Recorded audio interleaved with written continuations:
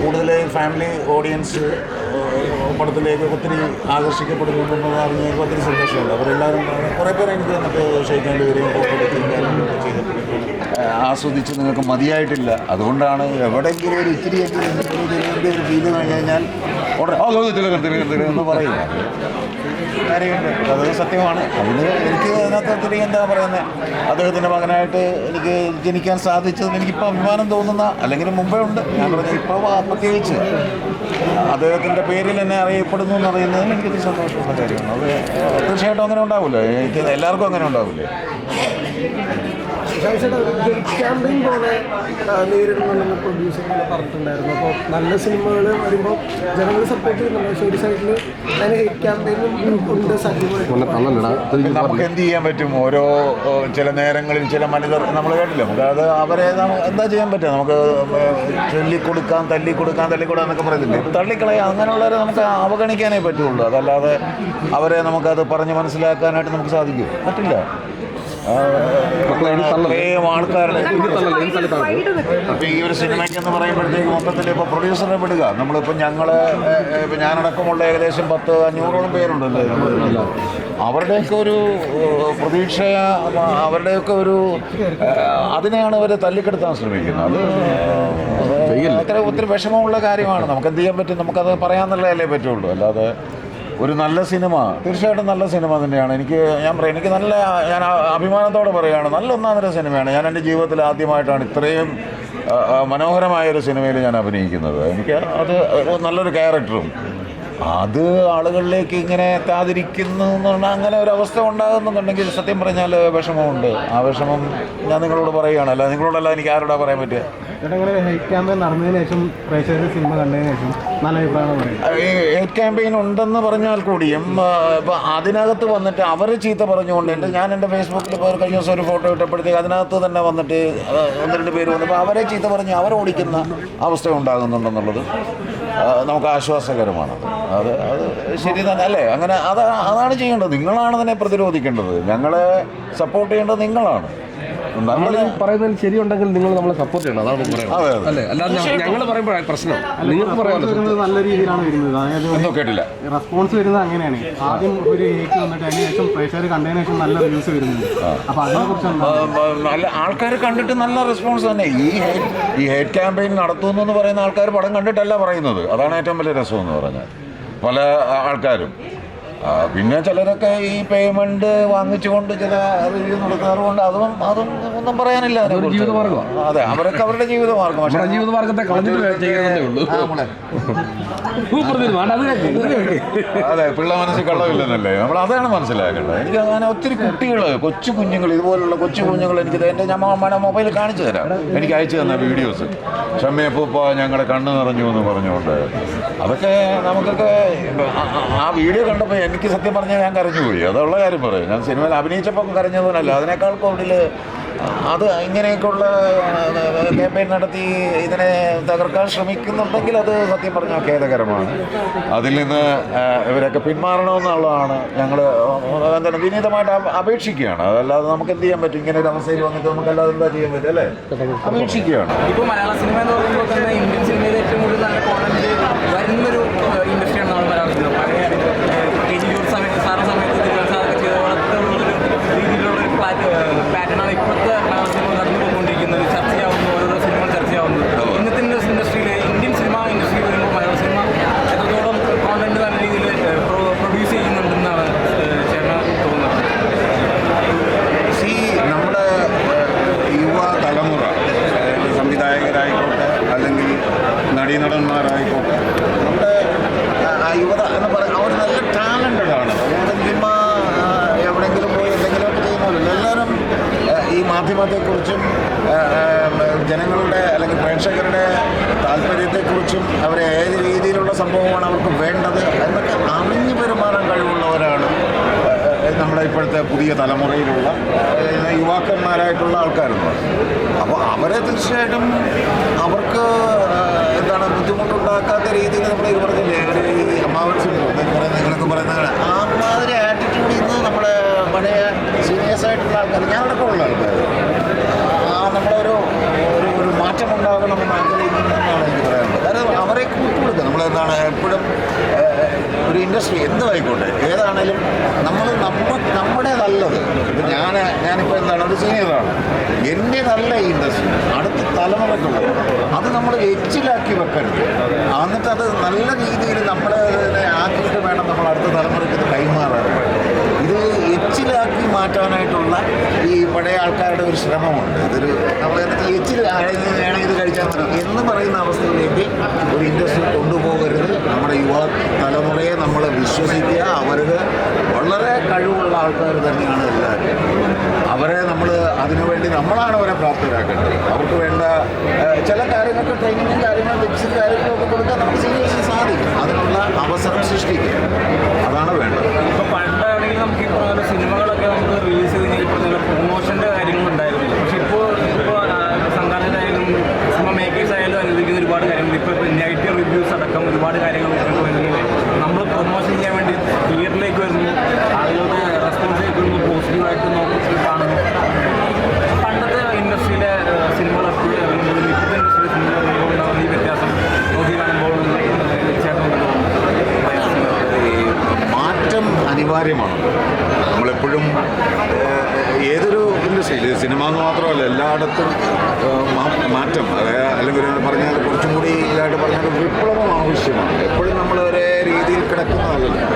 ഇതുപോലുള്ള മാറ്റങ്ങൾ അതുമായിട്ട് നമ്മൾ പൊരുത്തപ്പെടണം, അതുമായിട്ട് നമ്മൾ താതാത്മ്യം പ്രാപിക്കണം. എന്നാൽ മാത്രമേ ഡെവലപ്മെൻറ്റ് ഉണ്ടാവുകയുള്ളൂ. അതാണ് ആവശ്യം. അപ്പോൾ അതിന് എങ്ങനെയാണോ നമ്മുടെ കാലഘട്ടത്തിൽ ഇപ്പോൾ ടെക്നോളജി അതുപോലെയുള്ള കാര്യങ്ങൾ അത് അന്നത്തെ കാലത്തിൻ്റെയൊക്കെ തുടക്കത്തിലെന്ന് പറയുന്ന ഇതുപോലെ ടെക്നോളജി കാര്യങ്ങളൊന്നുമില്ല. എന്നിട്ടും നമ്മളന്ന് നല്ല നല്ല പ്രൊഡക്റ്റുകൾ നമ്മൾ ഉണ്ടാക്കി കൊടുത്തിരുന്നു. അപ്പോൾ അത് ഈ സാധ്യതകൾ കൂടി ഉപയോഗിക്കുമ്പോൾ നമ്മൾ അന്നെടുത്തതിനൊക്കെ കുറച്ചും കൂടി നല്ല ഉണ്ടാക്കിയെടുക്കാൻ പറ്റും.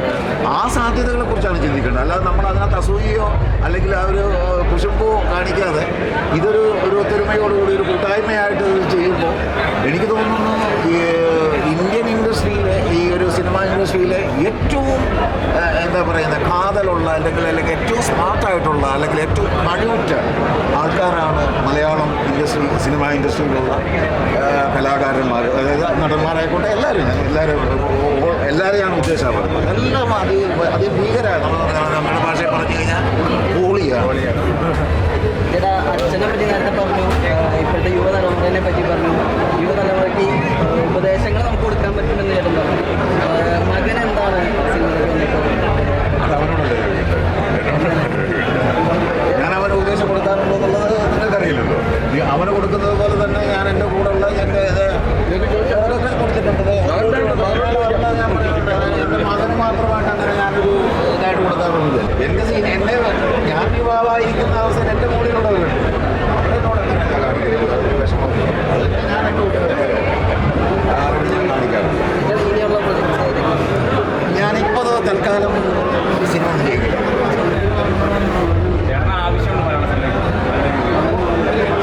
ആവശ്യമുണ്ടെന്ന് പറഞ്ഞാൽ ഇതുപോലെ എന്നോട് സഹകരിക്കുന്ന ഒരു നടനോ അതുപോലെയുള്ള ആൾക്കാരുണ്ടെങ്കിലല്ലേ എനിക്ക് ചെയ്യാം.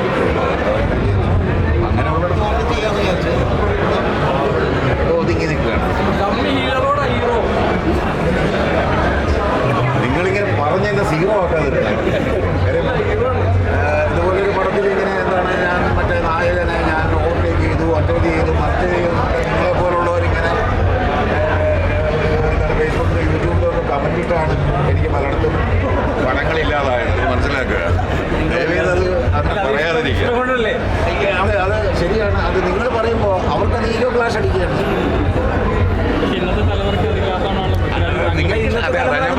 അതാണ് ഞാൻ പൃഥ്വിരാജിന് ഞാൻ പറയില്ല, എൻ്റെ ജന്മതീയാണ് എൻ്റെ ഉള്ളിലുള്ള ഒരു നന്ദി ഞാൻ പറഞ്ഞില്ല. ഈ വേഷം എനിക്ക് ചെയ്യാൻ പറ്റിയത് നിങ്ങൾക്കെന്നെ അറിയാമല്ലോ. ഞാൻ എൻ്റെ കരിയറിൽ ഞാൻ എത്ര വർഷമായി ഒരുപക്ഷെ ഇതിനകത്ത് നിൽക്കുന്ന പലരും ഞാൻ അഭിനയം തുടങ്ങുമ്പോൾ ഇവിടെ ജനിച്ചിട്ട് പോലും ഉണ്ടാവില്ല പലരും. അപ്പോൾ അത്രയും കാലത്തിലേക്ക് നിങ്ങൾ ഒരുമാതിരി എൻ്റെ കുറച്ച് നല്ല നല്ല പടങ്ങൾ നിങ്ങൾ കണ്ടിട്ടുണ്ടാവും. എൻ്റെ ഇത്രയും എൻ്റെ ഈ പ്രായത്തിൽ ഇതുവരെയുള്ള എൻ്റെ പടങ്ങളിൽ ഏറ്റവും നല്ല പടമല്ലേ ഇത്, ഏറ്റവും നല്ല ക്യാരക്ടർ ഞാൻ നന്നായിട്ട് ചെയ്തിട്ടില്ലേ. പിന്നെ എന്തിനാണ് അതിനെ ഇല്ലാതാക്കേണ്ട കാര്യം?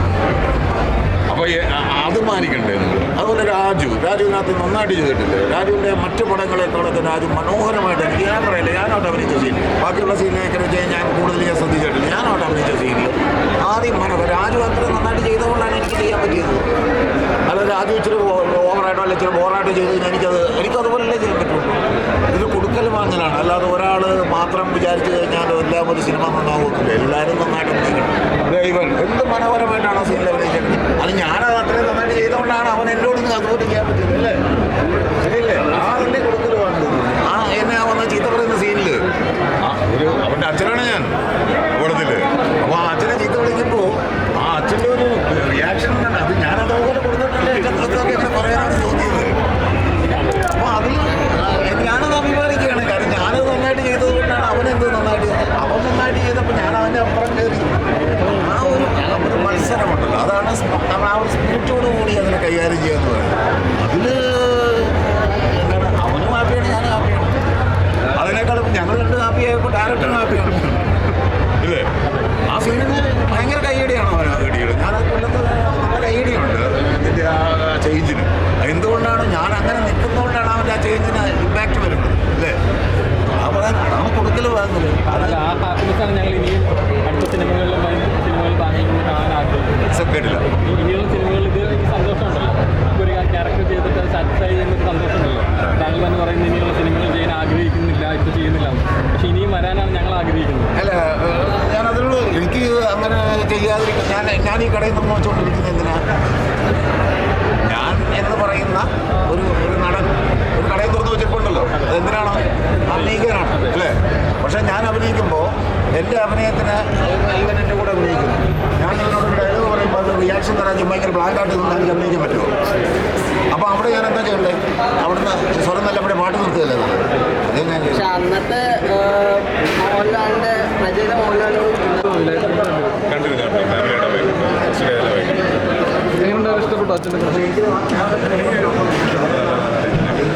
എല്ലാവരും എടുത്ത് പറയുന്നുണ്ട് അച്ഛൻ കസറി അടിപൊളിയായിരുന്നു എന്നൊക്കെ. ഷമിചേട്ടൻ്റെ പേരാണ് കൂടുതലും കേൾക്കുന്നത്. അപ്പോൾ എന്ത് തോന്നുന്നു കേൾക്കുമ്പോൾ അങ്ങനെയൊക്കെ? എല്ലാവരും നന്നായിട്ട് ചെയ്തെന്നാണ് എൻ്റെ അഭിപ്രായം. കാരണം ഒരാളുടെ മാത്രം എഫേർട്ട് അല്ലല്ലോ. ഞാൻ അതിൻ്റെ ആദ്യത്തെ പടം ചെയ്തപ്പോഴാണ് എനിക്ക് മനസ്സിലായത് സിനിമയിൽ മെയിൻ ക്യാരക്ടർ ഇതിന് താഴെയുള്ള എനിക്കിപ്പോൾ മാർക്കോലെ ലൊക്കേഷനൊക്കെ പറഞ്ഞ് ഭയങ്കര ഹാർഷായിട്ടുള്ള സ്ഥലങ്ങളായിരുന്നു. റേഞ്ചില്ല, മറ്റേ ലട്ട, അതൊക്കെയുള്ള ഭയങ്കര ഒരു റിമോട്ട് ഏരിയ ആയിരുന്നു. അപ്പോൾ അവിടെയൊക്കെ ഷൂട്ട് ചെയ്യുമ്പോൾ അവിടെയും എനിക്ക് ലാസ്റ്റ് വെള്ളം ചോദിക്കുമ്പോൾ തന്നെ ചേട്ടന്മാർ വരെ ആ എഫേർട്ട് ഇട്ടാണ് അവിടെ എല്ലാം ചെയ്തത്. ഏറ്റവും നമ്മൾ വെള്ളം ചേട്ടന്മാർ എല്ലാവരും കുറേ എഫേർട്ടാണ് ഇടുന്നത്. കുറച്ച് പേര് ഇങ്ങനെയൊക്കെ പറയുമ്പോൾ എല്ലാവരെയും ബാധിക്കും. എല്ലാവരും പറയുന്നത് ഷംജാനെ കണ്ടപ്പോൾ തിരുവനന്തപുരത്തിന് ഓർമ്മ എന്നാണ്. അങ്ങനെ തോന്നിയിരുന്നു. അത് മുന്നേക്ക് ട്രൈ ചെയ്ത് പിന്നെ അതൊക്കെ ചെയ്ത് വീട്ടിൽ വന്നപ്പോൾ എനിക്കൊന്ന് മാർക്കോട് ഷൂട്ടിലായിരുന്നു ഞാൻ ആ സമയത്ത്. ഞാൻ വീട്ടിൽ വന്നപ്പോൾ കാണുന്ന ഈ ഒരു രൂപ വീട്ടിൽ നിന്ന് ഇറങ്ങുമ്പോൾ കാണുന്ന ട്രൈ ചെയ്തിട്ട് മുടിയൊക്കെ കൂടുതലും മുടിയിൽ ഇറങ്ങിയത്.